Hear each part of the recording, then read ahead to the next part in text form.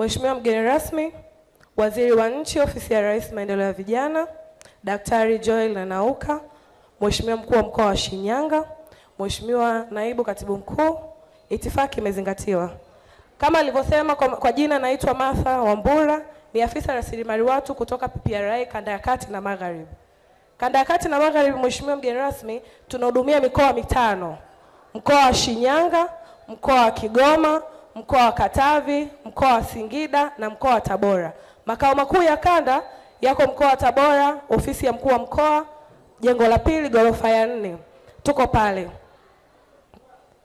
Mheshimiwa mgeni rasmi, meza kuu pamoja na washiriki wote, kwa heshima kabisa naomba nifikishe salamu za mkurugenzi mkuu wa Mamlaka ya Udhibiti Ununuzi wa Umma PPRA Dennis Simba, ambaye ameungana na sisi na kauli mbiu yetu ambayo tunajua inasema kwamba vijana tujenge, tuyajenge Tanzania, si ndio? Inasema vijana tuyajenge Tanzania, na Tanzania ni yetu. Asante. Na kwa kuendelea, nimepewa nafasi tu ya kuweza kuelezea fursa zilizopo. Tumesikia neno fursa, lakini kabla sijaenda kuelezea fursa, naomba nichukue nafasi hii kuelezea unavyosema PPRA ni nini. PPRA ni mamlaka inayosimamia ununuzi wote wa umma. Manunuzi yote ya umma yanasimamiwa na mamlaka ya PPRA. Kwenda moja kwa moja kwenye fursa, tukiangalia ukumbi umejaa vijana, naomba niende kutaja fursa za kiuchumi zilizopo kwa ajili ya vijana, ili vijana wa Shinyanga waweze kuelewa kwamba kuna fursa gani kwa ajili yao. Fursa ya kwanza tunasema ni fursa ya kazi zinazohitaji kiwango cha wastani cha ujuzi wa kiufundi, almaarufu tunasema ni lokofundi. Kwa wale malokofundi, hiyo ni fursa ya kwanza iliyopo kwa ajili ya vijana. Lakini fursa ya pili ni fursa ya kazi za kandarasi wa barabara kwa kutumia nguvu kazi, zinatambulika kama labor base. Hiyo ni moja ya fursa pia iliyopo kwa ajili ya vijana. Fursa ya tatu tunasema ni kazi za usafi. Tuna taasisi za kiserikali zinafanyiwa usafi, kwa hiyo vijana wanaweza wakachangamkia fursa hiyo na kujikomboa kiuchumi. Fursa nyingine tunasema ni fursa ya chakula. Jamani, vijana tunajua vijana ni wa kike pamoja na wa kiume. Sasa tulishazoea swala la catering au upikaji wa chakula linafanywa na vijana wa kike. Lakini naomba nichukue nafasi hii kuwatia moyo na kuambia vijana wa Shinyanga, hata vijana wa kiume jamani, wanaweza wakapika nini? Chakula. Fursa nyingine pia ni fursa ya kufanya biashara ya catering ambayo ni chakula. Fursa nyingine ni kutoa huduma ya ulinzi maofisini. Tukipita maofisini kwa tunaona tuna walinzi jamani. Mfano tuna hawa Suma JKT, lakini vijana wa Shinyanga sasa wanaweza wao ndo wakachangamkia hiyo fursa ya kutoa huduma ya ulinzi kwenye maofisi. Lakini fursa nyingine ni uuzaji wa vifaa vya ujenzi na madini ujenzi, mfano kokoto, mchanga. Hiyo pia ni fursa ambayo ipo kwa ajili ya vijana. Fursa nyingine ni fursa ya utengenezaji wa madirisha ya aluminium kwa ajili ya maofisi, mashule na mahospitali. Halo? Vijana tuko pamoja? Tunazisikia fursa? Tunazisikia? Jamani, tumeambiwa kuna bilioni ngapi? 200. Na fursa tumetajiwa hapa. Kwa kumalizia, fursa nyingine ni fursa ya uuzaji wa nafaka. Shinyanga tuna vyuo, tuna mashule ya bweni.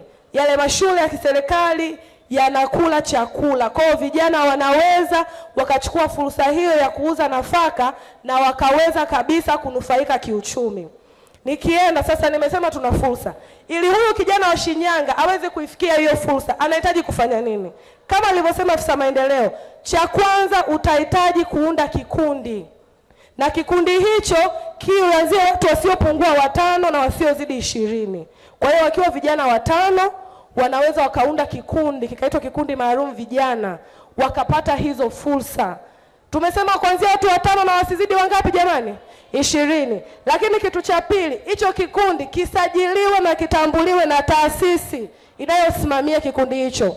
Mwanzoni tulikuwa tunatumia halmashauri zetu ndio ilikuwa inasajili vikundi hivi. Lakini kwa kulingana na uhitaji na baada ya kuanzishwa Wizara ya Vijana, tukaona sasa kuna haja ya kutafuta kitu ambacho kitamsaidia kijana moja kwa moja kusajiliwa hata kama hajaenda halmashauri. Hivyo kwa wale vijana ambao watapitia mafunzo ya VETA itaweza kuwasajili. Kwa hiyo mwanzo tulikuwa tuna halmashauri peke yake, lakini sasa tumeongeza chuo cha VETA. Kwa hiyo chuo cha VETA kinaweza kuwasajili vijana watakaomaliza mafunzo yao pale chuoni na moja kwa moja wakanufaika na hizo zabuni.